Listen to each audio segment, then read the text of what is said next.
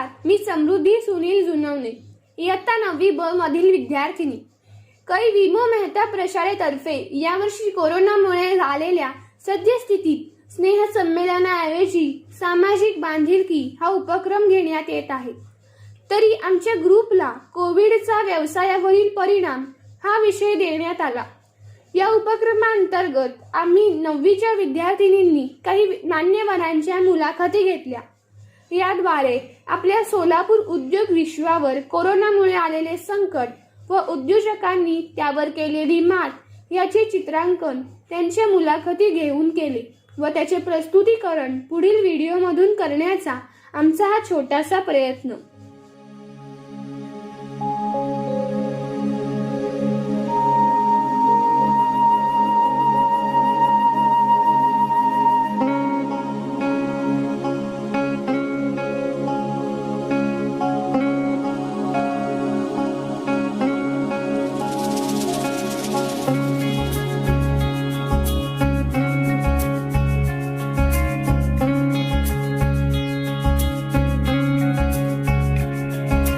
लहरों से डर कर नौका पार नहीं होती, लहरों से डर कर नौका पार नहीं होती, कोशिश करने वालों की हार नहीं होती. सध्याच्या काळात संपूर्ण जगावर ओढावलेले संकट म्हणजेच कोरोना हा आजार. या कोरोना काळात आपली आर्थिक व्यवस्था ढासळली, कित्येक व्यवसाय बंद पडले, तसेच इतर नवीन व्यवसाय सुरूही झाले. या काळात काही कुटुंबांवर उपासमारीची वेळ आली, तर त्यांनी खचून न जाता या संकटातून मार्ग शोधून काढला. म्हणूनच आम्हाला असे वाटले की अशा काही व्यावसायिकांची, कामगारांची मुलाखत घेऊन त्यांना या लॉकडाऊनच्या काळात काय अडचणी आल्या, त्यांनी या अडचणीवर मार्ग कसा काढला, त्यांनी यासाठी काय तडजोड केली हे जाणून घ्यावेसे वाटले.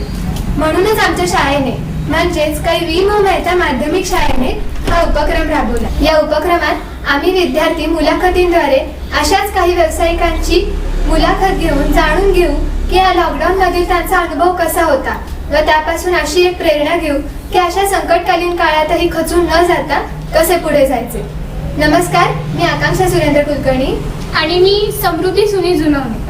आज आम्ही विद्या कॉम्प्युटर्सच्या संचालिका आदिती कामतकर यांची मुलाखत घेणार आहोत. चला तर मग जाणून घेऊया त्यांचा हा लॉकडाऊन मधील प्रवास कसा होता.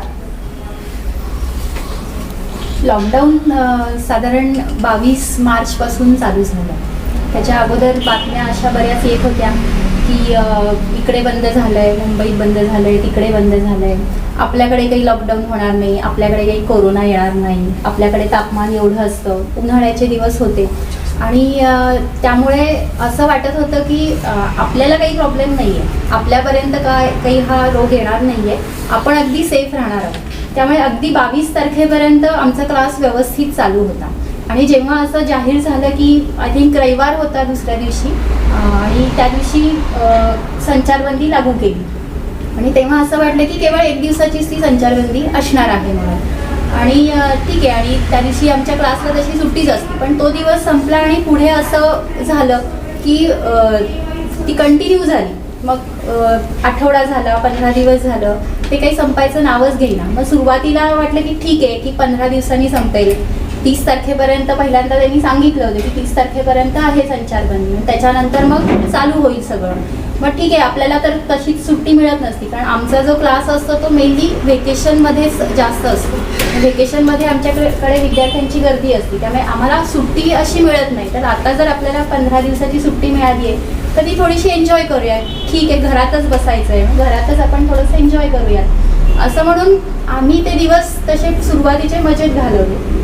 पण नंतर 15 दिवस झाले, अजून 15 दिवस झाले, हे लॉकडाऊन वाढतच गेलं.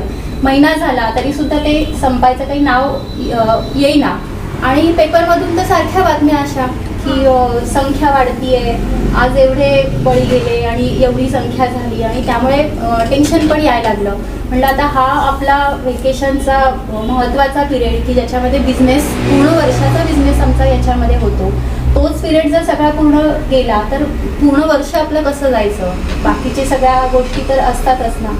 त्यामुळे खूप टेन्शन यायला लागलं की आता काय करावं. मग काही ऑनलाईन आपल्याला चालू करता येईल का, असं म्हणून काही सेशन्स ऑनलाईन घेता येतील का. आम्ही ऑलरेडी आमच्या विद्यार्थ्यांचा ग्रुप बनवलेला होता, त्याच्यावरती फेसबुकवरती त्या मुलांना इन्व्हाइट करून काही ऑनलाईन सेशन्स घेता येतील का, असं आम्ही विचार केला आणि त्या दृष्टीने प्रयत्न पण चालू केले. पण मुलांचा त्याला फारसा रिस्पॉन्स नव्हता. कदाचित मानसिकता मुलांची अशी असावी की सुट्टी आहे, निवांत राहावं, कशाला अभ्यास करायचा, अशी कदाचित मानसिकता असावी, त्यामुळे त्याला रिस्पॉन्स नाही मिळाला. मग आम्ही असं विचार करत होतो की काही दुसरं फील्ड या ह्याच्यामध्ये आपण बघावं का. मग उन्हाळ्याचा सीझन होता, मग त्याच्यामध्ये आम्ही विचार केला की सध्या आंबे लोकांना जास्त लागतात आणि या सीझन मध्ये मार्केटमध्ये जाऊन घेण्यापेक्षा जर कुणाला घरीच मिळाले, जवळच्या लोकांना शेजारून वगैरे मिळाले तर ते जास्त सोयीचं होईल. मग सरांचे एक मित्र जे याची डीलरशिप घेतात त्यांच्याशी भेटून ठरवलं की त्यांच्याकडून आपण आंबे आणूयात आणि इथेच विकूयात म्हणून. आणि त्याप्रमाणे सगळ्या हालचाली केल्या आणि त्याला आम्हाला बऱ्यापैकी रिस्पॉन्स मिळाला. म्हणजे व्हॉट्सअपवरती वगैरे त्याची जाहिरात केली, जे काही आमचे ग्रुप्स आहेत त्याच्यावरती पाठवलं, जे आमच्या कॉन्टॅक्ट मधले आहेत, शेजार पाजारचे आहेत, त्यांनी म्हणजे बऱ्याच जणांनी आम्हाला चांगला रिस्पॉन्स दिला आणि त्यातून काही नाही म्हणण्यापेक्षा थोडाफार का होईना पैसे येत राहिले. असा मग तो सीझन संपला. अजूनही लॉकडाऊन संपतच नव्हतं. मग गौरी गणपतीचा सीझन आला, त्याच्यामध्ये म्हटलं आता हाराचं काहीतरी आपण बघावं की इथेही म्हणजे बाहेर जाऊन घेण्यापेक्षा जर चांगले हार असे घरपोच मिळत असतील तर ते बेटर होईल. म्हणून सरांनी जाऊन तिकडून हाराची कशी व्यवस्था होतीये, मार्केट यार्डमध्ये जाऊन याला भेट त्याला भेट, एक बिझनेस ग्रुप आहे त्यांच्याकडून काही माहिती घेऊन वगैरे त्याच्याशी रिलेट आम्ही ते चालू केलं आणि त्यालाही तसा बऱ्यापैकी रिस्पॉन्स मिळाला. अशा गोष्टी चालू होत्या. त्या दरम्यान आमच्या MKCL कडून म्हणजे ज्यांच्याकडून महाराष्ट्र नॉलेज कॉर्पोरेशन लिमिटेड, ज्यांच्याकडून MSIT हा कोर्स चालतो, त्यांच्याकडून ऑनलाईन कोर्स चालू करा म्हणून आलं. ऑनलाईन कोर्स मग तुम्ही केला चालू, मग काय अडचणी आल्या त्यावेळेस? ऑनलाईन कोर्स चालू करताना जनरली मुलांना याची सवय नसते, त्यामुळे मग सुरुवातीला लॉग इन करतानाचे प्रॉब्लेम्स, मग कंटेंट काही वेळेला ओपन होत नाही, इंटरनेटच्या अडचणी, अशा काही अडचणी असतात. मग त्या फोनद्वारे आम्ही त्यांच्या सॉल्व्ह करत होतो आणि त्यांना सांगत होतो की ऑफलाईन झाल्यानंतर आपण तो कंटेंट परत घेऊयात. कारण बऱ्याच जणांचं असं होतं की ऑनलाईन शिकायचंय ठीक आहे, पण जो ऑफलाईन एक्सपिरियन्स मिळतो तो ऑनलाईन मध्ये मिळत नाही. म्हणजे जनरली प्रॅक्टिकल करताना वगैरे, म्हणजे कम्प्युटरचं जनरली कसं होतं की फक्त थेरी सांगायची असं नाही, त्यांना करून दाखवायचंय आणि त्यांना ते जमतंय का हेही बघायचं असतं. त्यामुळे त्याच्यावरती फुल्ली आपल्याला डिपेंड नाही राहत आहे. मग त्यांना तसं सांगून की सध्या ऑनलाईन तुम्ही करू शकता आणि ज्यांची इच्छा आहे, घरी सगळ्या अवेलेबिलिटीज आहेत की लॅपटॉप आहे किंवा अँड्रॉइड फोन आहे, अशा काही विद्यार्थ्यांनी संपर्क करून तो ऑनलाईन कोर्स जॉईन केला. असं साधारण सप्टेंबर महिन्यापर्यंत चालू होतं आणि सप्टेंबरमध्ये आम्ही थोडेफार क्लासेस स्टार्ट केले. म्हणजे सुरुवातीला सकाळी 1-2 तास असं काही दिवस केलं, नंतर मग संध्याकाळी परत 2 तास आणि मग हळूहळू एन्क्वायरीज येत गेल्या.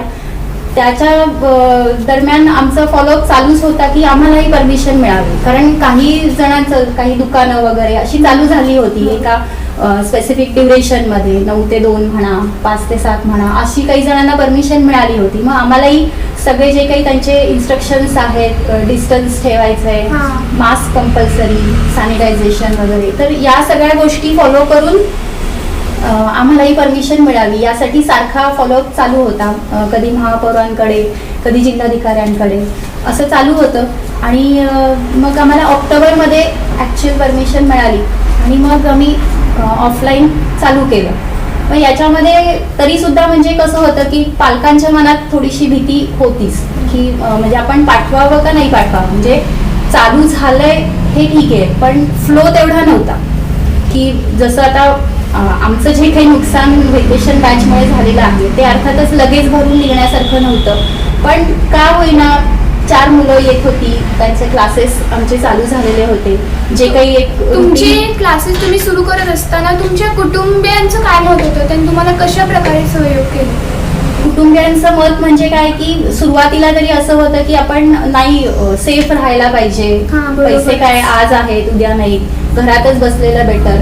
पण हा कालावधी संपतच नव्हता. म्हणजे जवळजवळ 8 महिने झाले तरी सुद्धा त्यातून काही मार्ग निघत नव्हता. आणि मग शेवटी किती दिवस घरी बसायचं असं हो ना. होतं ना. म्हणून मग परत असा निर्णय घेतला सगळ्यांनी की नाही, आपण आता चालू करूयात हळूहळू असं म्हणून. ते थोडं थोडं 2 तास, मग त्याचे 2 तासाचे 3 तास, मग जसे विद्यार्थी वाढतील त्याप्रमाणे आम्ही पुढे जात गेलो. आणि मग तुम्हाला हळूहळू- लॉकडाऊनच्या आधी म्हणजे जर सगळं कसं सुरळीत असताना जेव्हा मुलांचा जसा प्रतिसाद मिळायचा तसा तुम्ही जेव्हा परत व्यवसाय सुरू केलात तेव्हा मिळू लागला? लगेच नाही मिळाला. म्हणजे इव्हन आता सुद्धा बऱ्याच जणांच्या मनामध्ये थोडीशी शंका असते की तुम्ही हे सगळं ठेवलंय का, सॅनिटायझेशन प्रॉपरली करताय का. आणि असं करूनही बरेच पालक म्हणतात की नाही, आम्ही अजून 1-2 महिन्यांनी येतो म्हणून. की तसा रिस्पॉन्स नाहीये. पण आपण म्हणू शकतो की 80% का होईना बदललेत सगळे लोक. म्हणजे लोकांनी हे ऍक्सेप्ट केलेलं आहे की आता यातून बाहेर आपणच पडायला पाहिजे आणि काळजी घेऊन प्रतिकार करायला पाहिजे. तुम्ही लॉकडाऊनच्या काळात तुमच्या स्टाफची आर्थिक बाजू कशी सांभाळली? स्टाफची आर्थिक बाजू म्हणजे त्यांना आम्ही जे काही आधीचं पेमेंट होतं ते त्यावेळेला तर देऊ शकत नव्हतो किंवा त्यांना येऊन घेऊन जावा असंही सांगणं काही पॉसिबल नव्हतं. जे काही त्यांचं पेमेंट आहे ते आम्ही क्लास त्यांचं हे झाल्यानंतरच चालू केलं.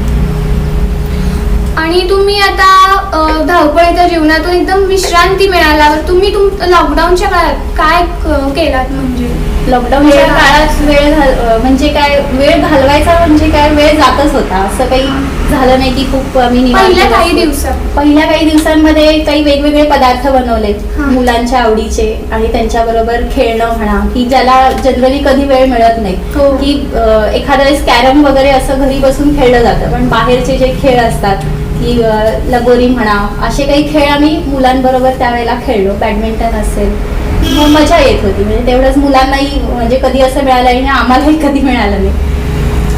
लॉकडाऊनच्या काळात तुमच्या विद्यार्थ्यांना आकर्षित करण्यासाठी तुम्ही कुठले कुठले मार्ग अवलंबले? तुम्ही काय प्रयत्न केले त्यासाठी? अजून प्रयत्न म्हणजे एकतर त्यांना कोर्स जो काही सांगितलेला असतो त्याच्यावरती त्यांना अजून एखादा ॲडिशनल कोर्स देता येईल का असं आम्ही त्यांना ऑफर देत होतो की हा कोर्स करून तुम्ही अजून एक हा ॲडिशनल कोर्स तेवढ्याच फीमध्ये करू शकता. हे एक आम्ही अट्रॅक्शन ठेवलं होतं, त्यालाही बऱ्यापैकी रिस्पॉन्स मिळाला. तुम्ही उन्हाळ्याच्या सीझनमध्ये आंबे, घरपोच, तसंच गौरी गणपतीच्या वेळेस हार असं तुम्ही बोललात. तर मग त्यावेळेस तुम्ही नवीन व्यवसाय सुरू केला होता, मग त्यावेळेस तुम्हाला काही अडचणी आल्या? अडचणी म्हणजे काय की त्यातले काही 3 होल्स माहिती नसतात आणि मग आपण खरेदी केलंय त्या ड्युरेशनमध्ये त्याचा प्रॉपर सेल व्हायला पाहिजे. आणि मग नाही झाला म्हणजे आंब्यांच्या बाबतीत जनरली काय होतं की आपण काही पेट्या घेऊन येतो आणि त्याचं पूर्ण पेमेंट केलेलं असतं, पण विकताना त्याच्यामध्ये खराब जे असतात ते आपण ग्राहकाला नाही देऊ शकत. ते कॉस्टिंग आपण त्याच्यामध्ये धरत नाही, तर त्याचा एक प्रॉब्लेम येतो की खराब झालेल्याचं नुकसान होतच ते आपलं. अर्थात जेव्हा मोठ्या प्रमाणात करायला लागतं त्यावेळेला या गोष्टी सगळ्या मिनिमाइज होतात. छोट्या प्रमाणात स्टार्ट केलेल्या असल्यामुळे त्या काही गोष्टी झाल्या त्याच्यामुळे. मग त्या अडचणी दूर करण्यासाठी तुम्ही काही उपाय शोधलेत अजून? त्यावेळेला तर शॉर्ट पिरियडसाठी आपण ते केलेलं होतं. आता जेव्हा म्हणजे लॉंग पिरियडसाठी ते केलं जाईल त्यावेळेला मग त्याच्यावरती आपल्याला उपाय म्हणून जसं आणलेलं आहे तसं लगेच ते सेल होण्यासंदर्भातच उपाययोजना करावी लागेल. म्हणजे लगेचच्या लगेच त्या गोष्टी सेल झाल्या म्हणजे मग काही प्रॉब्लेम नाही आहे. तुम्ही घरपोच पोचवत होता, तर मग त्याच्यासाठी तुम्हाला कसा प्रतिसाद मिळत होता? मिक्स मिळत होता. काही जणांचं ॲटिट्यूड वेगळंच असायचं की राजेशाही थाट म्हणजे आम्ही पण एक म्हणजे बिझनेस करतोय, हा करतोय, मग म्हणजे आता वेळ आहे म्हणून तो करतो. मी असं नाही म्हणत की कुठलाही बिझनेस कुठला असा हे असतो म्हणून, पण काही जणांचं ॲटिट्यूड खूप असं हे होतं की आम्हाला घरी आणून दिले असं वगैरे. म्हणजे आता सांगायची गोष्ट नाही ती, पण काही चांगले पण रिस्पॉन्स आम्हाला मिळाले की ठीक आहे म्हणजे हा बिझनेस चालू केलाय, चांगली गोष्ट आहे वगैरे असाही रिस्पॉन्स होता. तुम्ही या काळात काही शिकलं? म्हणजे जे तुम्ही व्यवसाय नवीन करत होता त्यावेळेस तुम्हाला काही नवीन काही शिकायला मिळालं? नवीन शिकायला म्हणजे हेच की आपल्याला बिझनेस जो आहे हा कधी पण चेंज करता येऊ शकतो, पण त्यासाठी आपली मानसिकता तशी बदलणं खूप आवश्यक आहे. जनरली आपण काय विचार करतो की नाही आता याच्यामध्ये आपण एवढं हे केलेलं आहे तर हेच आपलं कंटिन्यू राहायला पाहिजे, म्हणजे अशी इच्छा पण असते कोणाचीही. नवीन ह्याच्यामध्ये जाताना त्याला काय काय गोष्टी लागणार आहेत याचा खूप अभ्यास करणं आवश्यक असतं. म्हणजे अगदी तोडक्या ह्याच्यावरती आपण जर ते स्टार्ट केलं तर मग अर्थातच खूप प्रॉब्लेम्सना आपल्याला फेस करावं लागतं. आणि कुठल्याही ह्याच्यामध्ये अनुभव खूप मॅटर करतो की कुठलाही बिझनेस करताना त्यात येणारे प्रॉब्लेम्स वेगळे असतात आणि त्याचा अनुभव आपल्याला एकदा आल्यानंतर मग आपण ठरवू शकतो की त्याला काय म्हणजे हे करायला पाहिजे. आता सर्व काही सुरू होत असताना तुम्ही तुमच्या स्टाफची आरोग्याची कशी काळजी घेतली? स्टाफच्या आरोग्याची काळजी म्हणजे आमचा जो स्टाफ येतो तो ॲक्च्युली लांबून येतो, विमानतळापासून येतो, त्यामुळे मग त्यांना कंपल्सरी हँडग्लोव्ज वगैरे आम्ही प्रोव्हाइड केले होते. आणि तिथून येतानाचा त्यांचा मास्क वेगळा असणार, इथे आल्यानंतरचा मास्क वेगळा असणार, आल्यानंतर पण त्यांची बॅग वगैरे हात सॅनिटाईज करूनच मग आतमध्ये त्यांना एंट्री दिली जाते. आणि इवन प्रत्येक बॅच नंतर सुद्धा आम्ही क्लास सॅनिटाईज करून दिलं होतो. कीबोर्ड असेल, टेबल्स असतील, चेअर्स वगैरे असतील, ते सगळे प्रॉपरली सॅनिटाईज करून मग नेक्स्ट बॅच स्टार्ट करू. आजही तेच. तुम्ही आता म्हणजे ऑनलाईन झालं त्यानंतर विद्यार्थी परत यायला लागले क्लासेसला, तर मग तेव्हा म्हणजे त्यानंतर मग ते विद्यार्थी उत्सुक होते का काही वेगळं शिकायला? हो अर्थातच. कारण म्हणजे जर समजा हे झालं नसतं तर मार्च बॅच जशी नेहमी असती, एप्रिल बॅच असती, तसे ते विद्यार्थी नेहमीप्रमाणे आमच्याकडे आलेच असते. पण हा पिरियड जो सगळ्यांना एम्प्टी गेला, अभ्यासाच्या दृष्टीने असेल किंवा नवीन काही शिकण्याच्या दृष्टिकोनातून असेल, सगळ्यांनाच तो खूप रिकामा गेला. त्यामुळे त्यांना शिकायचं होतं नवीन, ते अर्थातच उत्सुक होते. धन्यवाद मॅडम, तुम्ही तुमचा अमूल्य वेळ आम्हाला दिला आणि तुमचे अनुभव जाणून घेऊन खरंच आम्हाला एक प्रेरणा मिळाली की संकटावर मात कशी करायची. आमच्या पुढील जीवनात आम्ही ह्याचा खूप उपयोग करू. धन्यवाद. थँक्यू.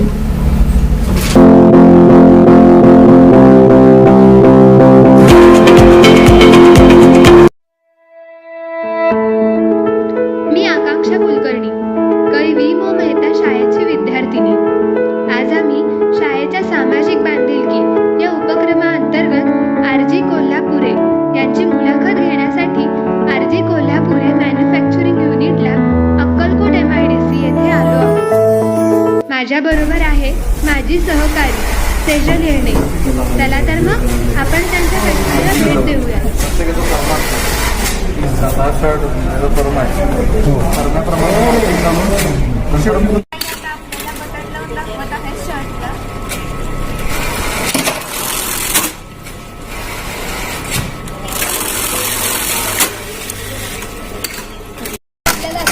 शर्टला काढल्या करून दाखवत आहेत.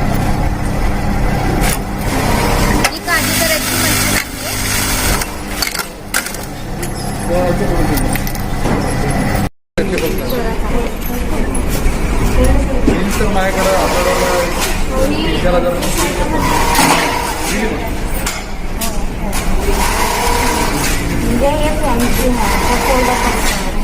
असे फोल्ड करायचे, दोरे नको आहे तिथे दोरे लागलेले असतात ना, दोरे कट करायचे आणि एखादा कुठला फॉल्ट असेल तर फॉल्ट टाकून सोडून करायचं. आता त्याच्या वेळेला कळणी वगैरे येतात, मग ते सगळे फक्त चालू करतात. 40, 50, 60 एवढ्यात फक्त ऑर्डर असते. तर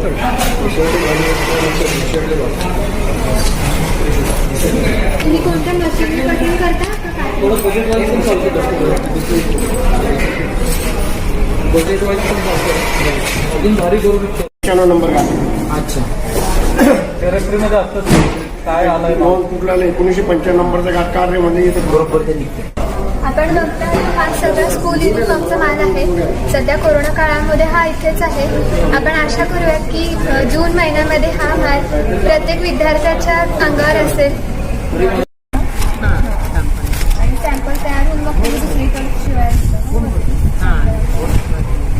मग म्हणजे आता वेगवेगळ्या फॅब्रिकला वेगवेगळ्या शिवाय यूज करायला. जीन्सला वेगळा स्लीव वापरावा लागतो आणि शर्टिंगला वेगळा स्लीव असतो. यानुसार आणि दोरा पण फरक असतो. ओके. इथं किती व्हरायटी शर्ट्स दिसत आहेत आपल्याला. खूप वेगवेगळ्या व्हरायटीचे शर्ट्स दिसत आहेत आपल्याला. सॅम्पल्स आहेत इथे शर्टचे वेगवेगळ्या व्हरायटीचे. हा कॉटन मध्ये अशा वेगवेगळ्या व्हरायटीमध्ये आपल्याला दिसत आहेत.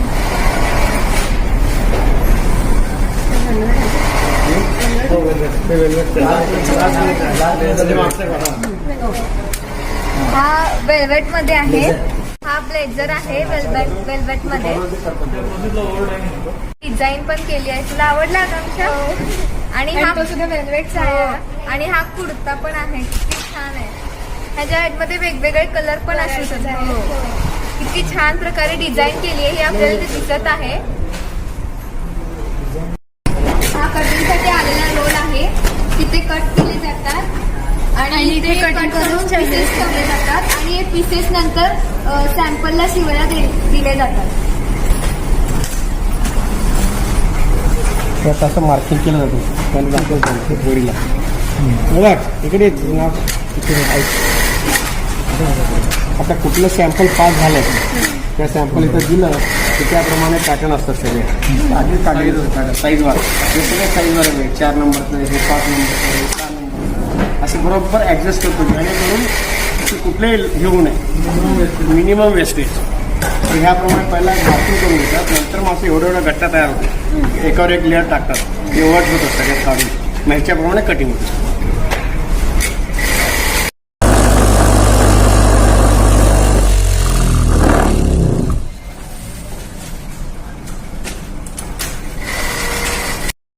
एवढा मोठा गट्टा एकाच वेळेस या मशीनद्वारे कट केला जात आहे.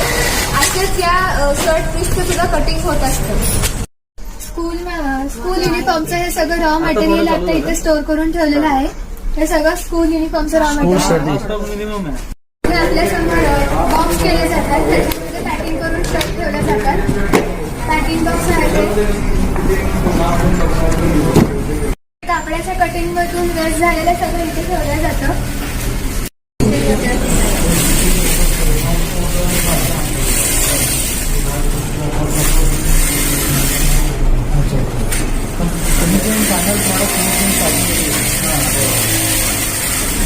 त्याच्यामध्ये पुढचा येतो पाहिजे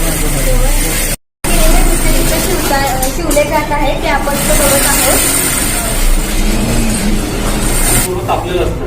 इथं सगळं डिग्री तुम्हाला सगळं सेट करायचं. सगळं स्पीड पण सेट करू शकतं. सगळं हा तुम्हाला लावून दाखवते पुन्हा बाहेर पडतो. असे दोघं जण थांबवून काम करू शकतात. ब्लेझरचे मोठे मोठे फ्रंट्स असतात त्यांना पूर्ण अस्तर असतं. ते शेटपण्यासाठी फार फायदा देते.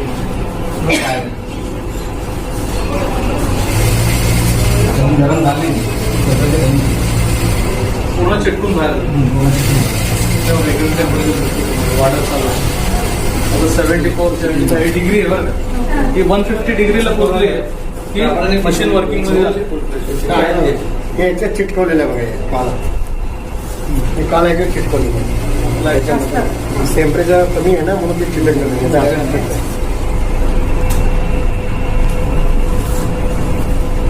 इलास्टिक मशीन आहे. आता हे काका आपल्याला इलास्टिक लावून दाखवत आहेत.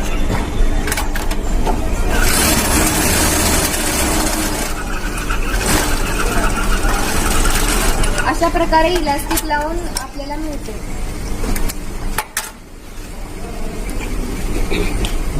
इथं आपण बघत आहोत अशा प्रकारे आपल्याला इलास्टिक लावून या मशीनद्वारे मिळते. कस्टमर बुकिंग आणि डिस्प्ले इथं होतं. आपल्याला इथं वेगवेगळ्या प्रकारचे सॅम्पल्स लावलेले दिसत आहेत. इथं येऊन कस्टमर बुकिंग करतात. इथे सगळे कोरोना काळामध्ये बनवलेले मास्क आहेत. हे किड्स साठी आहेत. हे 3 लेयर्स आहेत आणि खूप छान छान पद्धतीचे आहेत. वेगवेगळी व्हरायटी सुद्धा आहे. नमस्कार, मी सेजल अविनाश येळणे आणि मी आकांक्षा सुरेंद्र कुलकर्णी. आज जी कोल्हापूर या फॅक्टरीला भेट देण्यासाठी आलेलो आहोत. तसेच फॅक्टरीचे ओनर श्री ऋषभ कोल्हापुरे यांची आज आपण मुलाखत घेणार आहोत. चला तर मग आपण जाणून घेऊया की त्यांना या लॉकडाऊनच्या काळात म्हणजे कोविडच्या काळात काय अडचणी आल्या आणि त्यांनी त्यावर कशी मात केली. आपल्या समोर आहेत सोलापुरातील प्रतिष्ठित तरुण व्यवसायक श्री ऋषभ कोल्हापुरे. नमस्कार सर. सर, तर तुम्ही या व्यवसायात कधीपासून आहात? मी 9 वर्षापासून या व्यवसायात आहे आणि हे व्यवसाय बघतोय म्हणजे 9 वर्षापासून आहे.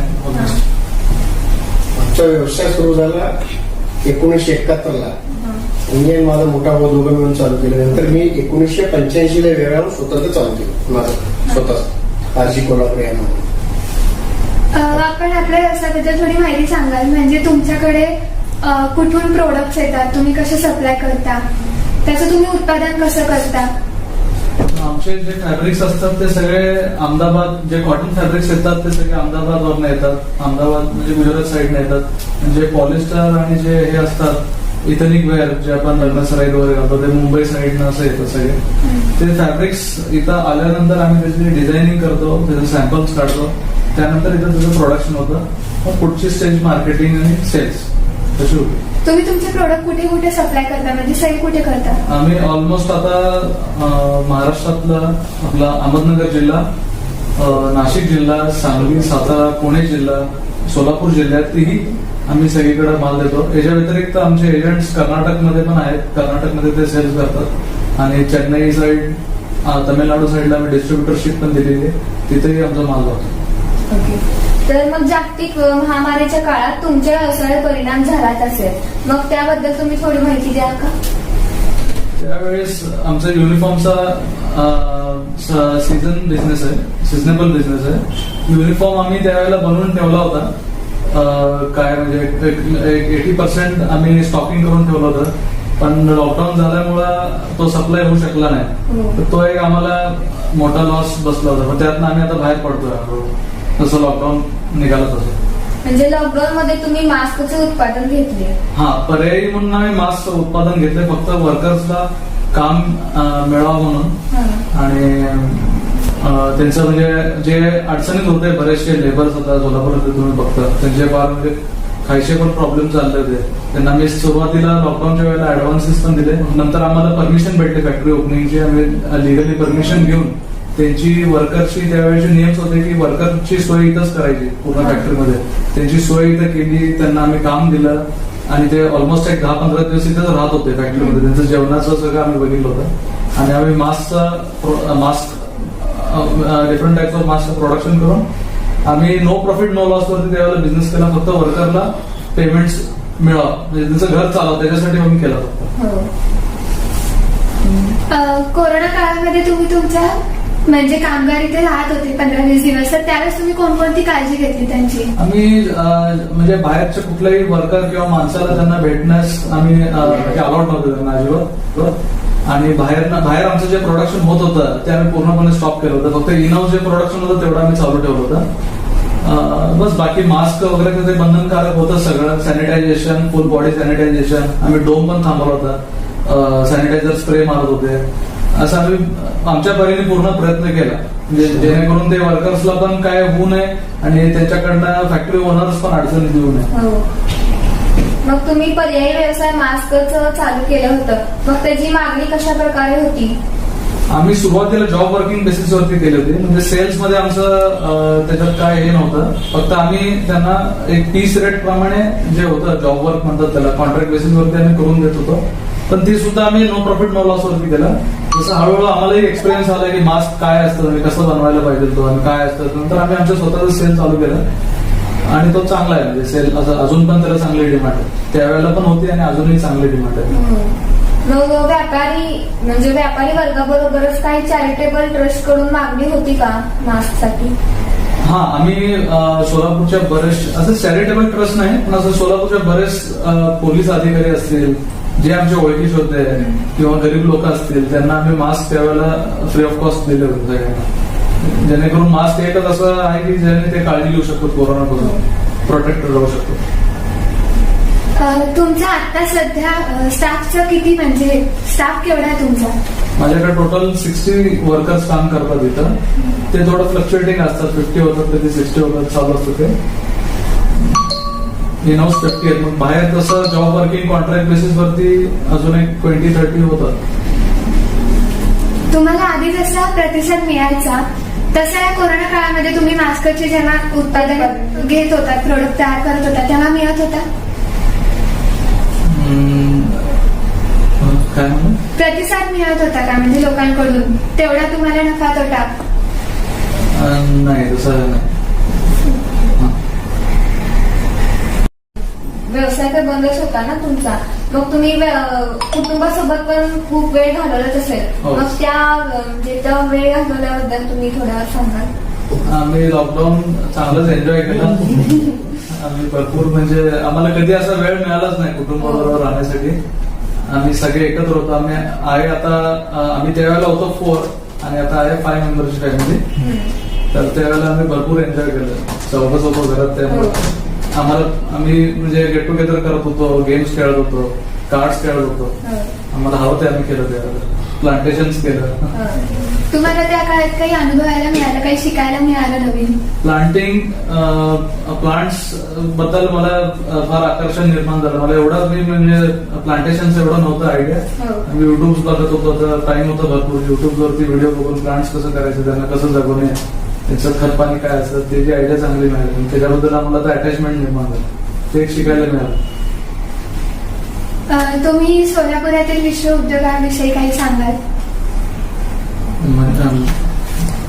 म्हणजे व्यवसायाबद्दल, म्हणजे इथं लेबर पॉवर चांगले अवेलेबल आहे, सगळं आहे इथं, सुखसोयी आहे, जास्त गर्दी नाहीये. फक्त इथं एकच प्रॉब्लेम आहे की इथं ट्रान्सपोर्टेशनचा प्रॉब्लेम आहे. म्हणजे जो आता समजा एखादा मोठा उद्योगपती आहे त्याला काहीतरी इन्व्हेस्टमेंट करायची आहे. आता आमच्यासारखे बरेच फॅक्टरी असतात, त्यांना कॉन्ट्रॅक्ट बेसिसवर काही काम द्यायचं असेल तर तो येत नाही. तर का तर आपल्याकडे एअरपोर्ट नाहीये पहिली गोष्ट. आणि मोठे जे असतात बिझनेसमॅन त्यांना वेळ नसतो, त्यांना एअरपोर्ट पाहिजे. असे बरेचसे आहेत की एक्सपोर्टर. आता माझा स्वतःचा माल एक्सपोर्ट होतो आफ्रिकन कंट्रीजमध्ये. पण काही वेळेस आम्ही फक्त एअरपोर्ट नसल्यामुळं आणि प्रॉपर ट्रान्सपोर्टेशन त्यांना नसल्यामुळे आम्ही मुंबईला जाऊन आमचे सॅम्पल्स दाखवत होतो. त्यात आमचाही वेळ मार्कत होता आणि तो जो बाहेर येत होता तिकडनं त्यांचाही वेळ मार्कत होता. तर सोलापुरात ऑपॉर्च्युनिटी आहे, पण काही गोष्टी अशा आहेत की इथं अजून डेव्हलपमेंट झालं तर म्हणजे हात धरू शकणार नाही. महाराष्ट्रातली चांगली सिटी होऊ शकते सोलापूर. सोलापुरात कसं हब झालंय, युनिफॉर्म हब झालेलं आहे. गार्मेंट क्षेत्रात युनिफॉर्म हब म्हणून सोलापुरात ऑल ओव्हर इंडिया ओळखतात. कुठलाही असू दे, इथं सगळे प्रकारचे युनिफॉर्म बनतात. तुम्ही बघितलंय मोठे मोठे युनिट्स पण इथं आहेत. आम्ही युनिफॉर्म बनवतो आणि आम्ही त्यांच्या म्हणजे कॉम्पिटेटिव्ह प्रमाणे युनिफॉर्म करतो. तर मग तुम्ही कुटुंबासोबत वेळ घालवला, मग त्या कुटुंबासोबत वेळ घालवल्यावरती तुम्हाला तुमच्या फॅमिलीची काळजी तर घ्यावीच लागली असेल. मग ती कोरोना संबंधची ते तुम्ही कशी घेतली बद्दलची काळजी? आम्ही घराच्या बाहेर पडत नव्हतो आणि बाहेरच्यांना अलाउड नव्हतं घरात येण्यासाठी. आले तरी पण आम्ही सॅनिटाईज करत होतो. कामवाली बाई वगैरे आम्ही त्यांना 1 महिना 1.5 महिना तर घरात बसून पगार दिलेला आहे त्यांना. नंतर मग जसं जे पॅनिकनेस होता तो जसं कमी झाला मार्केटमध्ये कोरोनाचं, तसं आम्ही हळूहळू त्यांना मग कामावर रुजू करून घेतलं. तरी ते येत होते तरी पण त्यांना सॅनिटायझेशन आम्ही करत होतो. अजून सुद्धा सॅनिटाईज केल्याशिवाय कोणाला इंटेन नाही घाला. म्हणजे घरचे दरवाजे, हँडल टोटल सॅनिटाईज करतो. आणि मिनिमम व्हिजिटर्स म्हणजे कोणी भेटायला जरी आलं तरी आम्ही जास्त हे करत होतो, लांब बसूनच बोलत होतो त्याच्याबरोबर. मग अजून काही स्टाफ बद्दल तुमचा म्हणजे माहिती द्याल का तुम्ही स्टाफ बद्दलची? कसली माहिती? म्हणजे तुमची स्टाफची संख्या, परत त्यांचा आम्ही त्यांची हेल्थकेअरची पूर्ण काळजी घेतो. आम्ही सगळे आमच्याकडचा जो स्टाफ आहे 60 त्यातलं ऑलमोस्ट 80% तर इन्शुर्ड आहे. ESI PF सगळं त्यांना लागू आहे. त्यांना औषध गोळ्या फ्री आहेत आणि त्यांचे PPF अमाऊंट जे असतात ते सगळे त्यांना प्रॉपर त्यांच्याकडे बँकमध्ये जमा आहे. सगळ्यांचे आधार्स वगैरे आम्ही लिंक करून प्रॉपर केलेलं आहे, जेणेकरून त्यांना कुठलेही उद्या जरी त्यांना राजीनामा द्यायची वेळ आली किंवा त्यांना पैशाची गरज असेल, सडन इमर्जन्सी असेल तरी त्यांना ते इझिली मिळून जाईल असं आम्ही त्यांची हे करून ठेवले. तुम्ही मास्कचं उत्पादन तेवढंच म्हणजे तो कोरोना काळ तेवढाच मग त्याला पूर्वीसारखा प्रतिसाद मिळत आहे का आता? हो मिळतं. Step by step market open होत आहे आता सध्या आणि मिळतोय. जसे स्कूल ओपन होत आहेत तसे डिमांड वाढते.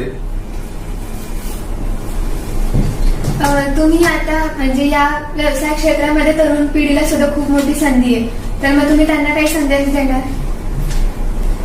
बिझनेस स्टार्ट करा, फक्त इनोव्हेटिव्ह राहा, काहीतरी वेगळं करा जेणेकरून तुमचं प्रोडक्ट प्रॉपर विकलं जाईल आणि तुम्हाला अडचण येणार नाही. सगळेच जे करतात म्हणून तुम्ही करत असाल तर ते सक्सेस होत नाही तुमची कधी. इच्छा असेल तरच करा. एक तर शिकायचं अर्धवट शिकणं होतं, नंतर अर्धवट हे होतं. म्हणजे तसं होतं. एक कुठलं तर काय शिकायचं असेल तर मन लावून शिका चांगला, नाहीतर मग धंद्यात बसा. नाही धंदाही होत नाही, शिक्षणही होत नाही. तर ओके सर, धन्यवाद. तुमच्याकडून आम्हाला खूप माहिती मिळाली. तुम्ही आम्हाला करिअरच्या संधीबद्दल मोटिवेट केलं, त्याच्याबद्दल धन्यवाद. तसंच आम्हाला म्हणजे पूर्ण कारखान्यामध्ये फिरून आम्हाला सगळं बघायला मिळालं. खूप छान फॅक्टरी वाटलं. बघण्याची संधी सगळं मिळाली. नवीन कळालं आम्हाला. आपल्यासोबत ऋषभ कोल्हापुरांचे वडील Ramesh Kolhapure, founder of industry, ते सुद्धा आहेत. त्यांचे सुद्धा आभार. थँक्यू. थँक्यू.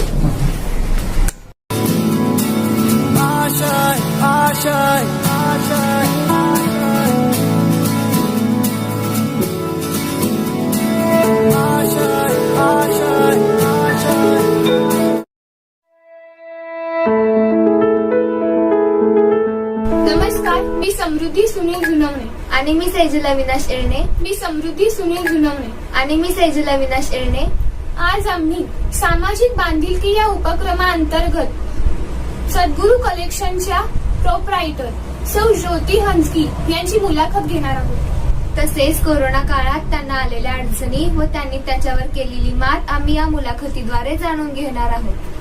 नमस्कार मॅडम. लॉकडाऊन म्हणजे या महामारीच्या आधीची तुमची दिनचर्या कशी होती आणि आता लॉकडाऊनच्या नंतरची तुमची दिनचर्या कशी झाली? ह्या महामारीच्या अगोदर माझी दिनचर्या अगदी रोजच्या प्रमाणे असायची. पहाटे उठणे, अंघोळ, देवपूजा, उपासना, वॉकिंग, सरांचा डबा वगैरे करणे ही आपली रोजचीच कामं असायची माझी. आणि जो माझा हा बिझनेस आहे तो मी सुरुवातीला घरातच करत होते, त्यामुळे दुपारचा टाइम माझा ह्या बिझनेसमध्ये जात होता. परत संध्याकाळी 5 वाजल्यापासून आपली रोजची दिनचर्या चालू असायची.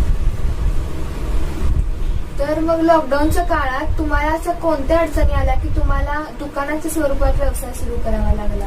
या लॉकडाऊन मध्ये मला जाणवलं की माणसाला कशाचे 3 मुख्य गरजा आहेत माणसाच्या: अन्न, वस्त्र, निवारा. त्यामधले ही कपडे हा खूप महत्वाची गरज होती लॉकडाऊन मध्ये. आणि संपूर्ण बाजारपेठ बंद होत्या, सगळंच बंद होतं. आणि मी हा व्यवसाय घरात करत होते तेव्हा. त्यामुळे जे माझ्या ओळखीचे होते लोक, त्यांच्या थ्रू माझ्याकडनं लेडीज येत होते, कस्टमर येत होते आणि सकाळच्या 2 तासाच्या पिरियडमध्ये त्यांना जे हवंय ते घेऊन जात होते. लॉकडाऊनच्या काळात तुमच्या ग्राहकांना आकर्षित करण्यासाठी तुम्ही कुठला मार्ग अवलंबला? काय उपाय केले तुम्ही त्यावर?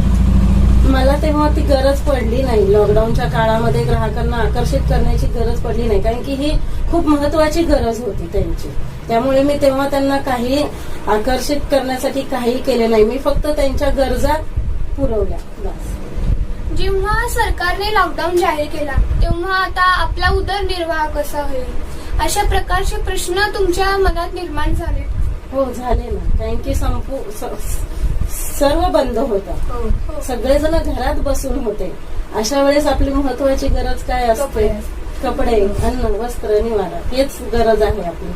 मग ते कुठून आपण उभं करायचं? मग आता हा दुकानाचा व्यवसाय सुरू करण्यासाठी तुम्हाला अडचणी आल्या का? हो, आल्या ना. मग त्या कोणत्या? हा जो घरातला घरगुती व्यवसाय वेगळा आणि ह्यालाच आपण बाहेर मोठ्या स्वरूपात आणणं हे खूप मोठं. ह्याच्यातलं जे अंतर आहे ते खूप मोठं आहे आणि ते अंतर आम्हाला पार करायचं होतं. मग त्यासाठी आपल्याला भरपूर प्रमाणात आर्थिक मदतही हवी होती. आपल्याला जो घरगुती व्यवसाय असतो त्याचं प्रमाण छोटं असतं, छोट्या स्वरूपात असतो. आणि तो जेव्हा आपण बाहेर येतो मोठ्या प्रमाणात करायचं म्हटलं की त्याचं स्वरूपही मोठं होतं. मग आपल्याला मार्केट, सगळ्याच गोष्टींची माहिती करून घ्यावी लागते पहिले. आता तुम्ही तुमची दिनचर्या सांगितली, मग नेहमीच्या धावपळीच्या जीवनातून जेव्हा अचानक अशी मोठी विश्रांती मिळाली लॉकडाऊनच्या काळात, मग तुम्ही तुमचा अनुभव काय होता? तुम्ही काय केलं असेल? तुमच्या कुटुंबांबरोबर वेळ कसा घालवला?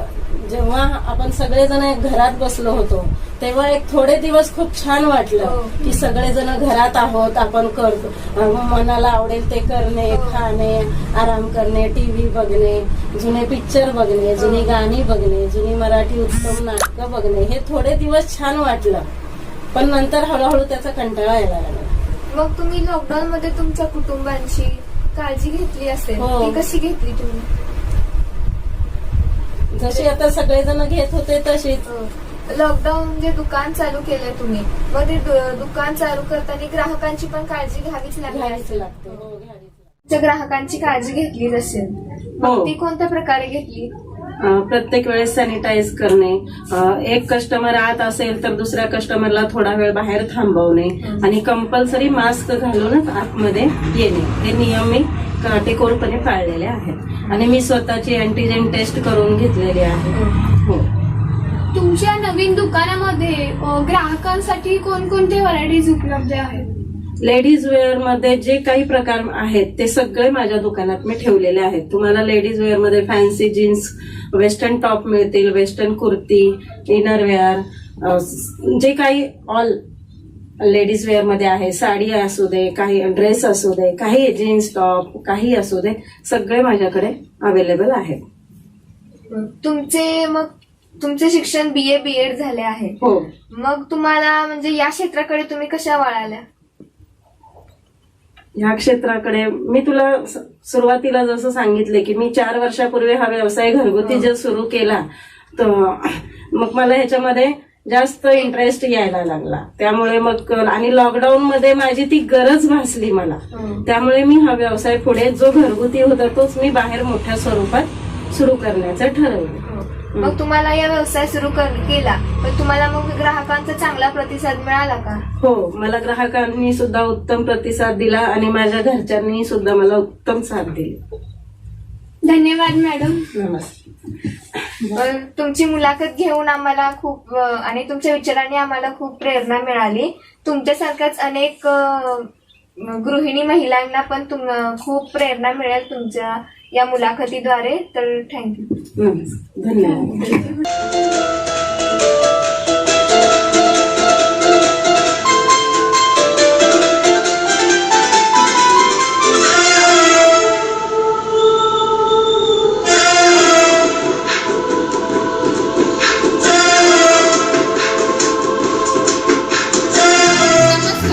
समृद्धी सुनील जुनवणे, इयत्ता 9वी ब मधील विद्यार्थिनी. सामाजिक बांधिलकी या उपक्रमाअंतर्गत आम्हा विद्यार्थिनींना बरेच काही शिकायला मिळाले. आपल्याला आयुष्यात बऱ्याच संधी मिळत असतात, त्या संधीचं सोनं करण्याचे काम आपले असते. शाळेने आम्हाला दिलेल्या या सुवर्ण संधीचा आम्ही पुरेपूर उपयोग केला व त्या संधीचं सोनं करून दाखवले. तसेच परिस्थिती लक्षात घेऊन प्रसंगावधान साधण्यास आम्ही शिकलो. ते आम्हास आमच्या पुढील जीवनात नक्कीच उपयोगात येईल याची आम्हाला खात्री आहे. त्याचबरोबर धाडसाने न घाबरता समाजामध्ये स्वतःचे नाव कमावलेल्या व्यक्तींची आम्ही मुलाखत घेतली, त्यांचे विचार जाणून घेतले, विचारांची देवाणघेवाणही केली. आपल्यावर अचानक आलेले संकट कसे हुशारीने व समजूतदारपणाने दूर करायचे आणि पुन्हा एकदा कसे आपले जग शून्यातून घडवायचे याची शिकवण आम्हाला मिळाली. म्हणजेच जणू सुखाने आयुष्य जगण्याचा कानमंत्रच आम्हाला मिळाला. या उपक्रमात आम्हाला शाळेचे मुख्याध्यापिका सौ श्रुती बागेवाडी यांचे अनमोल मार्गदर्शन मिळाले व तसेच मार्गदर्शक म्हणून वळसनकर मॅडम, रमा मॅडम व केसकर सर यांचे मोलाचे योगदान लाभले. सामाजिक बांधिलकी या उपक्रमाअंतर्गत आम्हा विद्यार्थिनींना योग्य मार्गदर्शन केल्याबद्दल मी या सर्वांचे मनपूर्वक आभार मानते. धन्यवाद.